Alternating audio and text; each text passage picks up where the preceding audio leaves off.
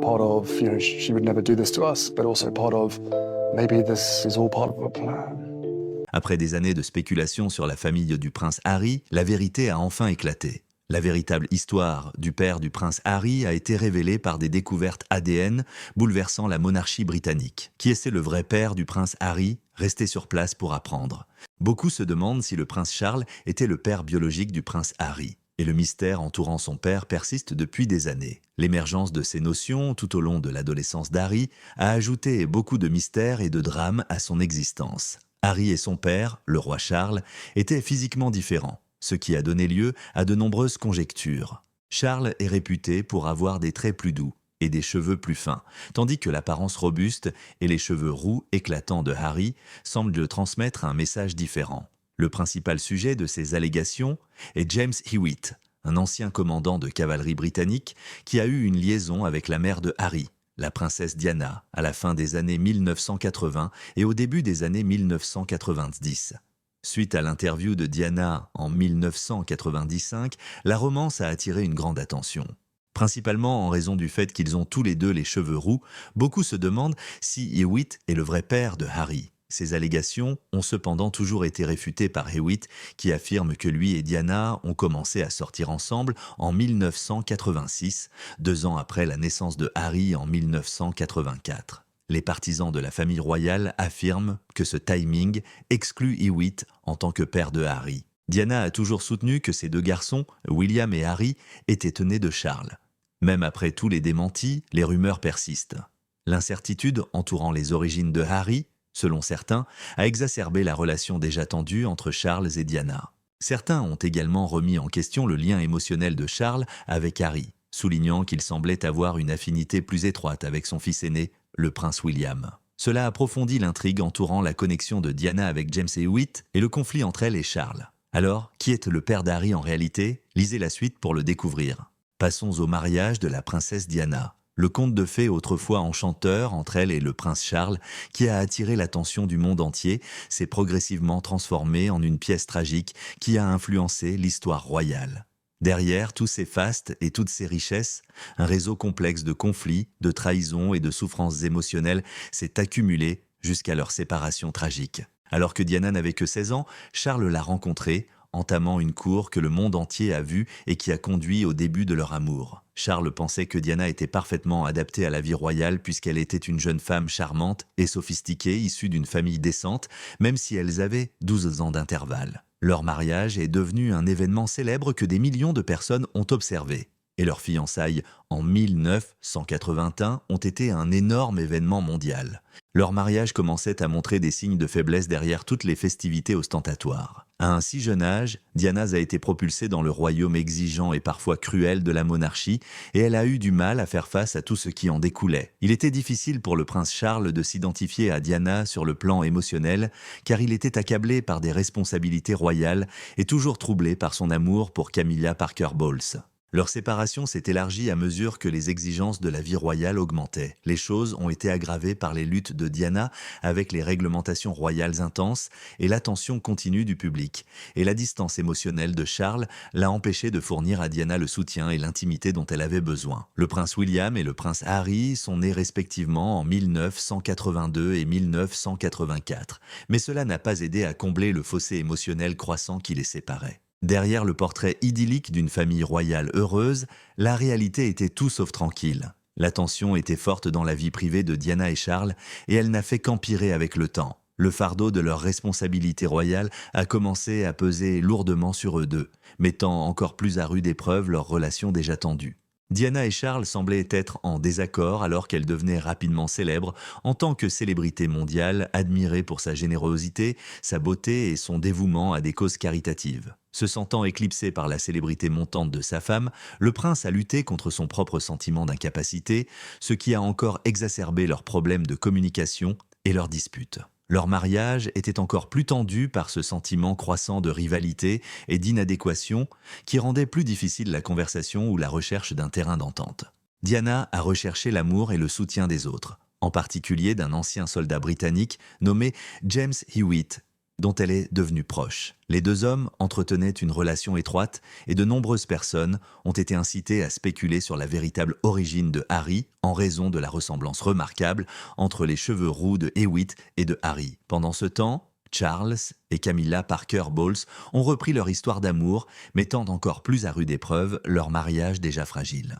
L'image publique de la famille royale et sa réputation individuelle ont souffert de leurs relations extra-conjugales, qui étaient à l'origine gardées secrètes mais qui sont finalement devenues le sujet des tabloïds. Chacune de leurs actions a été scrutée et étudiée par le public, ce qui a été aggravé par l'attention incessante des médias sur leur vie personnelle. Le livre Diana, Her True Story d'Andrew Morton, publié en 1992, détaille les difficultés personnelles que Diana a rencontrées dans son mariage, telles que son combat contre un problème d'alimentation et la liaison continue de Charles y avec Camilla. Un tournant dans le mariage de Diana avec Charles a été son partenariat avec Morton, qui a choqué le public et a donné un aperçu brutalement honnête de sa souffrance intérieure. Le livre a révélé leurs problèmes les plus profonds et l'ouverture d'esprit de Diana a touché une corde sensible chez beaucoup, la rendant plus accessible et augmentant son adoration populaire. Charles et Diana ont continué à exercer leurs responsabilités royales de manière indépendante, même après leur séparation formelle la même année.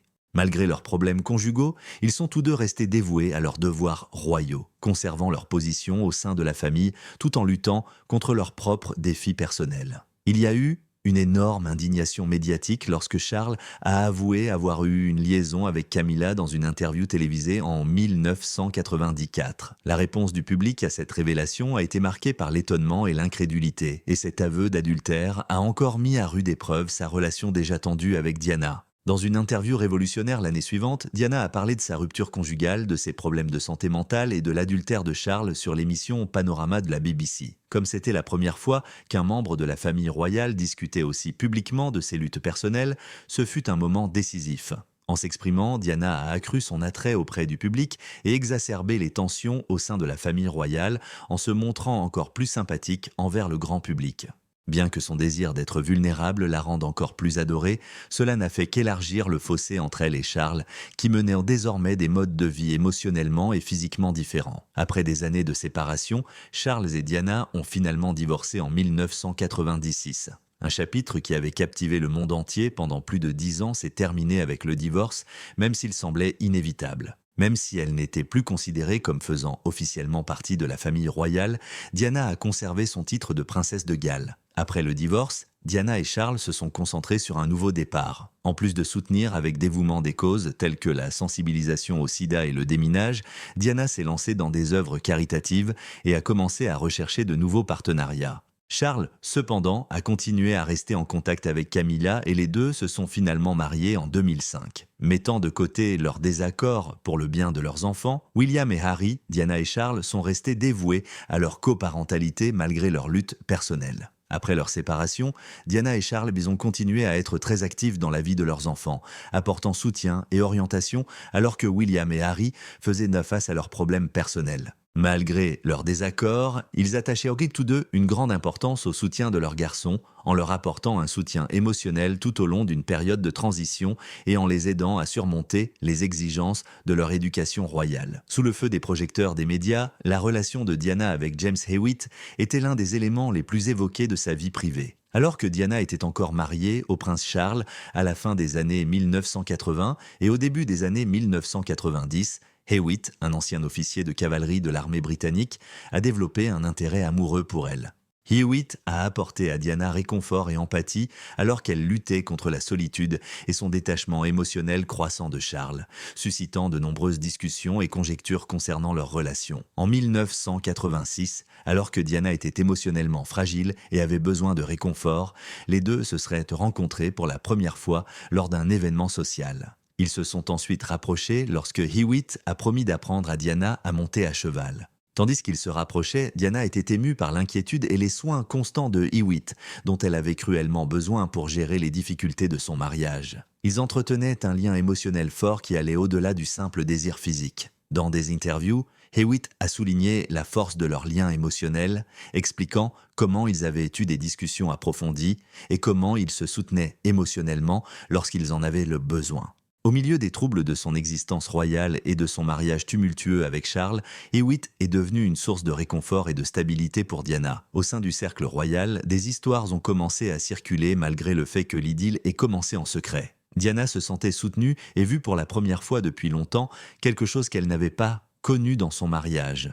Mais lorsque Hewitt et l'écrivain Anna Pastak ont travaillé ensemble sur le livre Princess in Love dans les années 1990, cela a révélé leur lien secret et a attiré l'attention du public sur leur relation. Le livre comprenait de la correspondance privée et des informations sensibles qui éclairaient leur connexion. La vie de Diana était déjà compliquée, mais sa découverte l'a mise au centre d'une frénésie médiatique. Hewitt a déclaré qu'il tentait simplement de protéger Diana en révélant la vérité. Mais les rapports ont indiqué que Diana s'est sentie trompée lorsqu'il a décidé de partager leur histoire privée avec les médias. Cependant, il a nui à leur relation et à son image en le rendant public.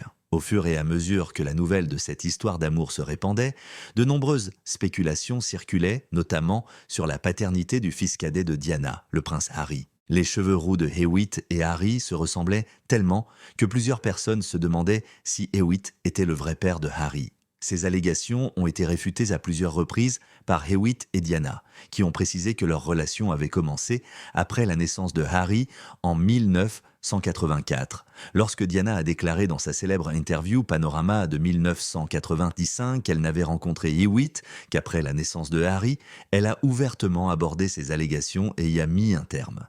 La connexion entre Diana et Hewitt a finalement pris fin. Les fonctions militaires continues de Hewitt et l'intense surveillance du public furent des facteurs majeurs. Diana a lutté contre les émotions de trahison et d'abandon en raison de l'attention constante qu'elle recevait. Elle a continué à vivre d'intenses souffrances personnelles même après leur séparation, car elle était déchirée entre les difficultés émotionnelles de son mariage et les conséquences de sa liaison. Hewitt et Diana ont maintenu leur communication après leur séparation, échangeant des messages de temps en temps. Mais lorsque l'attention de Diana s'est tournée vers ses enfants et ses efforts humanitaires, leurs relations se sont progressivement détériorées.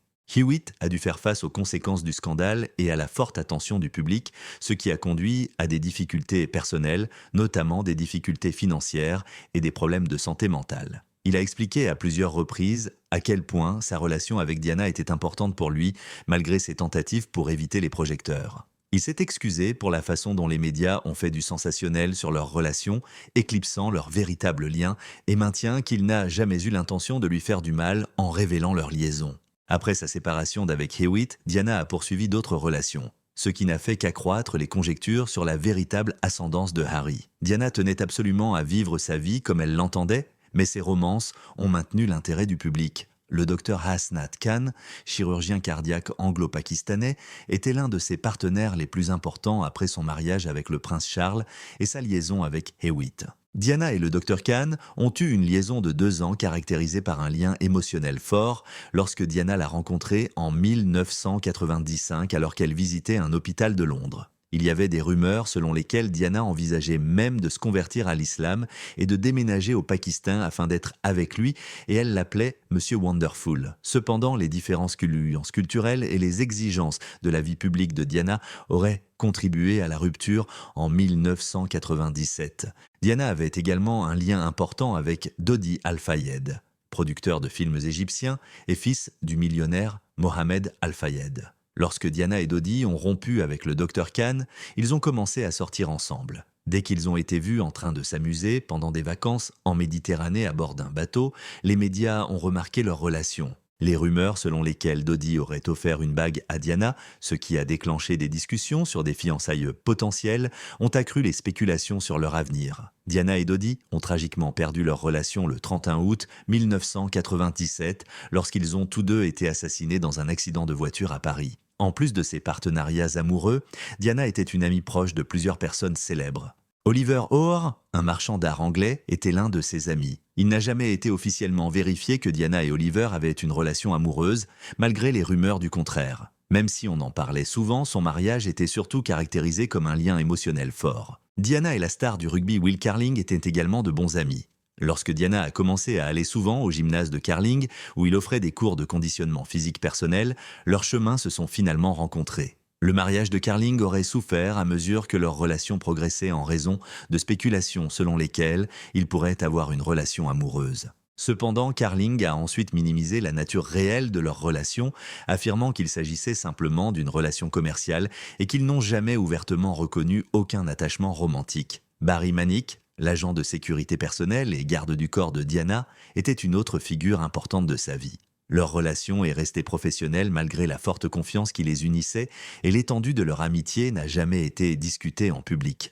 Diana a déclaré à Andrew Morton, son biographe, dans des enregistrements, combien elle aimait Barry Manick, le qualifiant d'amour le plus important de sa vie. Ils ont commencé à se fréquenter alors que Diana était encore mariée au prince Charles et leur relation consistait davantage à partager des sentiments qu'à avoir des relations sexuelles. Diana a été dévastée par la mort inattendue et terrible de Manick dans un accident de moto en 1987. Il l'avait soutenue et avait été un proche confident tout au long de certaines des périodes les plus difficiles de sa vie. L'intimité, l'empathie et le soutien émotionnel que Diana a recherché tout au long de sa vie semblent se refléter dans sa relation, qu'elle a souvent eu du mal à obtenir en raison des exigences de ses responsabilités royales et de la couverture publique intensive de sa vie privée. Ces obstacles ont entravé sa vie amoureuse et la surveillance constante du public a rendu difficile le maintien, voire le maintien de partenariats. Mais qu'elle soit avec la star du rugby Will Carling ou son fidèle garde du corps Barry Manick, ses relations démontraient en sa capacité émotionnelle intense et son besoin de relations authentiques et significatives en dehors des feux de la rampe royale. Ces liens démontraient son désir sincère d'amour et de bonheur en dehors des limites de ses fonctions royales. La triste mort de la princesse Diana a plongé le monde dans un état de perplexité et de désarroi. Diana était à Paris le soir du 30 août 1997 avec Dodi Al-Fayed, le fils du riche milliardaire égyptien Mohamed Al-Fayed. La famille Fayed était propriétaire de l'hôtel Ritz où elle résidait, mais elle a pris la décision de s'y rendre pour éviter les photographes qui attendaient dehors. Henry Paul, le chef adjoint de la sécurité de l'hôtel, les a conduits dans une Mercedes-Benz noire et ils ont emprunté un itinéraire différent. Trevor Rhys-Jones, le garde du corps de Dodi, était la seule autre personne à bord du véhicule. Les photographes moto les ont suivis de près alors qu'ils partaient. Malheureusement, le véhicule a percuté le trésie-pilier alors qu'il pénétrait dans le tunnel du pont de l'Alma. Le camion est resté en ruine après l'horrible accident. C'était une situation désordonnée. Le véhicule a viré de l'autre côté et s'est arrêté. Henry Paul et Dodi Al-Fayed ont été tués en un instant. Trevor Rhys-Jones a survécu à la collision malgré de graves blessures. Diana a été découverte piégée dans l'épave mais toujours vivante par les sauveteurs. Gravement blessée, elle a été rapidement libérée et envoyée à l'hôpital de la Pitié-Salpêtrière. Diana est décédée des suites de ses blessures vers 4 heures du matin malgré toutes les tentatives pour la sauver. A succombé à des difficultés, notamment des hémorragies intestinales, le 31 août 1997.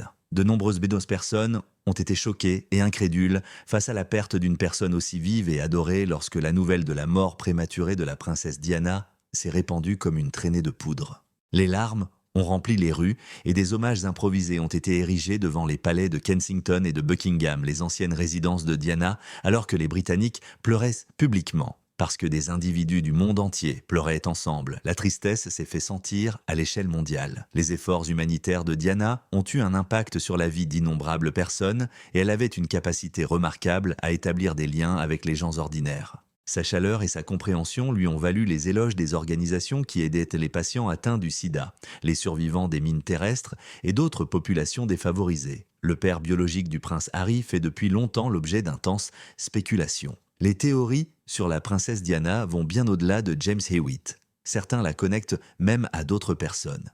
Le major Mark Dyer, ancien cavalier et compagnon fiable de la famille royale, fait partie de l'une des idées les plus évoquées. Rousse et joyeuse, Dyer occupait une place particulière dans le cœur de Diana et Harry. Il y a des allégations selon lesquelles il était plus qu'un simple mentor et protégé, car beaucoup de gens pensent qu'il a eu une grande influence, presque paternelle, sur l'éducation d'Harry. Le nom du garde du corps personnel de Diana, Barry Manaké, revient également souvent dans ces conversations. Il y avait des rumeurs selon lesquelles Diana entretenait une relation amoureuse avec Manaké avant que le public ne découvre sa romance avec Hewitt.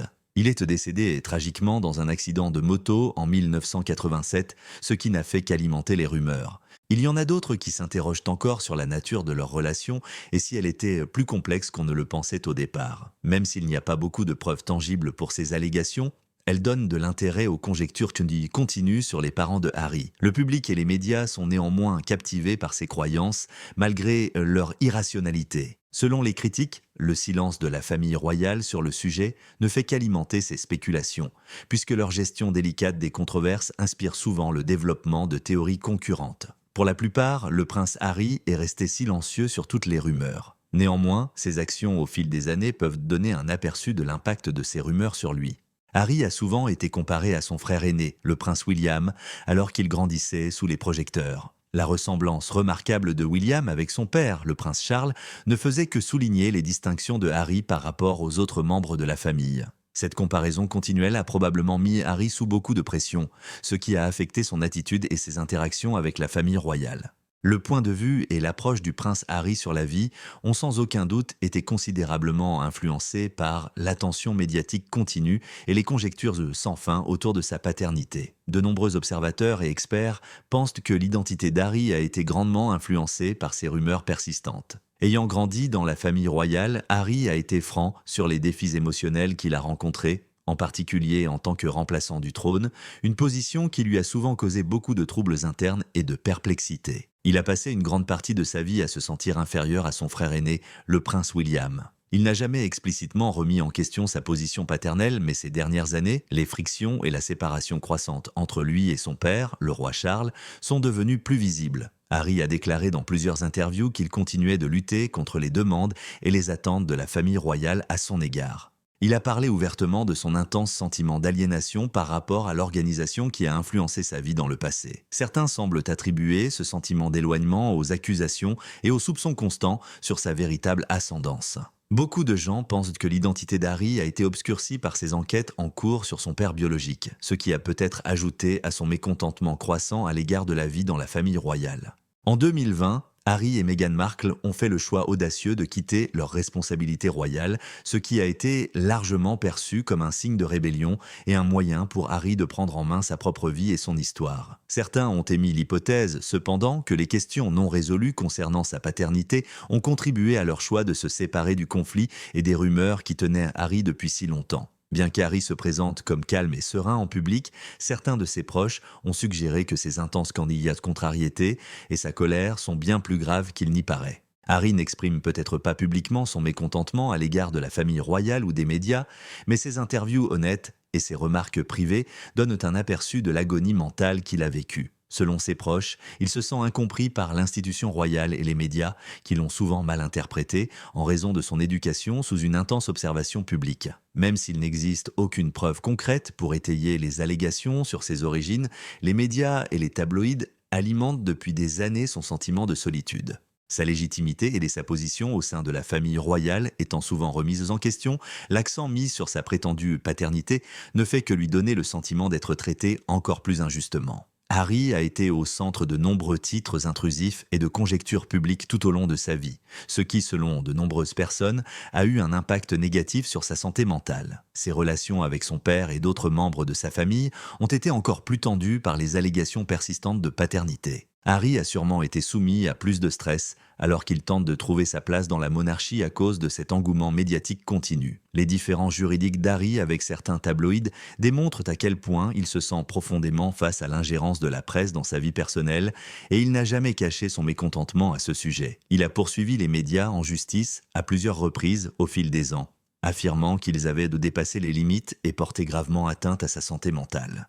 Beaucoup considèrent ces cas qui se concentre souvent sur les invasions de la vie privée et les représentations désobligeantes de lui par les tabloïds, comme une tentative de Harry de contrer les fausses histoires qui l'ont entouré pendant une grande partie de sa vie. Grâce à ses efforts juridiques, Harry espère reprendre le contrôle de son propre récit et protéger sa famille des conséquences négatives de l'ingérence des médias. Harry a souvent souligné la nécessité de protéger ses propres enfants du type d'examen intrusif qu'il a subi lorsqu'il était enfant, et les fortes spéculations médiatiques concernant sa paternité ont toujours fait partie de sa vie. Son dévouement à protéger sa famille des regards indiscrets du public et des paparazzis est le reflet de son désir sincère de leur offrir la protection et la solitude qui lui ont souvent été refusées dans sa jeunesse. La lutte continue de Harry avec les médias sert en fin de compte de puissant rappel de l'influence significative que les rumeurs et conjectures incessantes ont eue sur sa vie. Ses actions en justice pour mettre fin à ses incursions démontrent sa détermination à dénoncer les mensonges et à sauver sa famille de la même tragédie. Harry et Meghan ont franchi l'étape importante en effectuant un test ADN pour enfin résoudre le problème et mettre fin à l'incertitude. Qu'est-ce qui a résulté du test ? Le roi Charles est en fait le père biologique de Harry, comme l'ont montré sans équivoque les résultats des tests ADN, dissipant ainsi les doutes et les incertitudes qui persistaient depuis des années. En fournissant une réponse concluante à la conjecture autour de l'ascendance de Harry, les résultats des tests ont définitivement mis fin aux spéculations. Harry et la famille royale dans son ensemble ont trouvé la solution une fois que la paternité de Harry a été confirmée, confirmant ainsi sa position légitime en tant que successeur légitime du trône. La famille royale faisait l'objet d'un examen public continu en raison des doutes restés sans réponse sur l'héritage de Harry. Les résultats sont incontestables puisqu'ils ont été confirmés par plusieurs sources fiables et dignes de confiance. Grâce à des méthodes d'analyse génétique de pointe, les tests ont été effectués avec un soin extrême pour garantir l'exactitude et la précision. Incontestablement, Charles et Harry sont père et fils, comme le montre la remarquable correspondance trouvée dans les marqueurs génétiques. Selon les généticiens qui ont examiné les données, la correspondance est claire et solide et il existe des preuves presque complètes pour étayer la conclusion selon laquelle Charles est le père biologique de Harry. Avec cette preuve, les rumeurs qui ont accompagné Harry tout au long de sa vie sont désormais dissipées, ne laissant aucune place à des questions ou à des conjectures supplémentaires. Les découvertes préservent la réputation future de la famille royale tout en apportant une réponse définitive à une énigme de longue date. La famille royale serait soulagée par le résultat et y verrait une opportunité de mettre un terme à une affaire délicate et controversée. Le roi Charles, en particulier, aurait été satisfait de la nouvelle et soulagé que la question soit réglée. Même si Charles a toujours reconnu Harry comme son fils en public, ces découvertes ADN apportent une réponse formelle aux interrogations qui ont continué à être soulevées dans la presse. Selon certaines informations, le frère aîné de Harry, le prince William, serait également satisfait de cette confirmation, car cela approfondit leur relation d'autant plus qu'ils font face ensemble aux exigences de la vie publique. Harry voit ces découvertes comme une sorte de résolution qui lui donne la compréhension de qui il est, qu'il a toujours désiré. Harry considérerait le résultat comme une étape vers l'abandon des rumeurs et la concentration sur l'avenir de sa famille, puisqu'il s'est publiquement battu pour sa position dans la famille royale. La famille royale veut changer le discours public d'un discours spéculatif à un discours réparateur maintenant que le problème de paternité a été définitivement résolu. Le fait qu'Harry soit officiellement reconnu comme le fils du roi Charles renforce sa position dans la famille, malgré ses préférences personnelles et son mode de vie en dehors des responsabilités royales. Grâce à cette clarification, la famille royale aura également la chance de se concentrer sur le rétablissement des relations et de la confiance au lieu de se laisser distraire par de vieilles histoires. De plus, la conclusion de la question de paternité devrait réduire l'attention des médias sur le rôle paternel de Harry. Les doutes non résolus sur la paternité de Harry ne pèseront plus sur Harry et Meghan alors qu'ils continuent de tracer leur propre chemin loin de la vie royale alors que l'attrait de l'histoire diminue. Cette conclusion sans ambiguïté garantit que leurs enfants seront protégés des rumeurs intrusives qui ont harcelé leur famille, leur permettant de grandir sans le fardeau des questions non résolues sur le lien entre leur père et leur grand-père.